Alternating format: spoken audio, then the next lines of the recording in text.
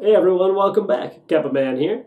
Today we're heading under the sea for a Little Mermaid action. No, I'm not talking about the Disney redhead, but actually the sea yokai known as Amabie. Huh. You know, if we're talking about taking a deep dive into the open seas, I think I'd better dress appropriately. That's better. Oh, much better. So, strap on your bikini bottoms and let's go.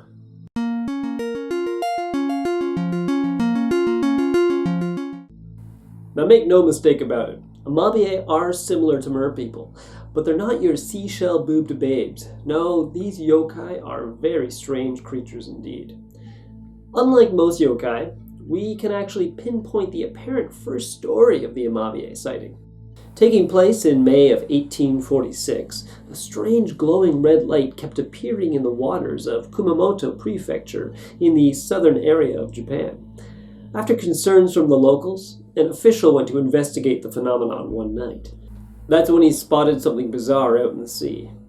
The sketch he drew after his sighting depicted a small, three-legged creature with a hairy, human-like head and the beak of a bird and a body covered in scales. This thing spoke to him, introducing itself as an Amabie, explaining that its home was the sea and the source of the red glow. This wasn't all it said either, as the Amabie have a special power. That is to foresee the future. The creature foretold that the area would have a prosperous harvest for 6 years, and explained that if anyone fell ill with disease, the official should show people the image of the Amabie, which will cure them. After this, it returned to its home in the ocean waves. You know, I dated an Amabie once. She was really nice, and I never got sick when I was with her, but she always knew what I was going to do and say before I did, so I just couldn't see things working out for us in the long run. Which, you know, she also foresaw, so it was actually the easiest breakup I've ever had. Anyways, this story was soon printed in the newspaper, most likely adding to the Amabie's legitimacy. The ability to see the future and cure people's illnesses are what separated the Amabie from your run-of-the-mill mermaids, or ningyo, as they're called in Japan. There are, however, other similar yokai that may have been the inspiration for the Amabie.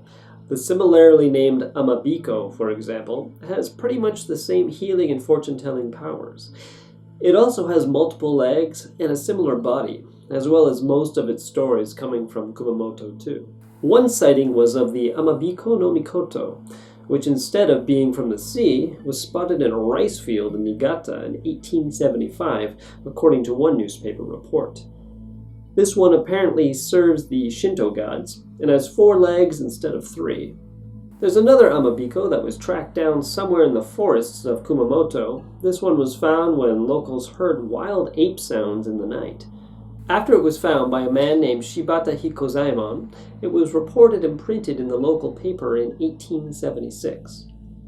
We also have the Arie, which was reported on also in 1876 by questionable sources, once again in the same area. I can't help but wondering if one of these tales spun out of control after it was reported. You know, seeing as how most of these sightings take place in similar areas and within a similar time frame. It could just be chalked up to the gossip and superstitions of bored townsfolk. I'm not one to talk, though. My hobbies are pulling people underwater, stealing from their butts, and eating cucumbers.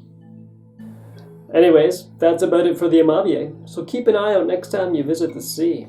And speaking of next time, we'll talk about the Ameona, our first viewer-requested yokai. See you then.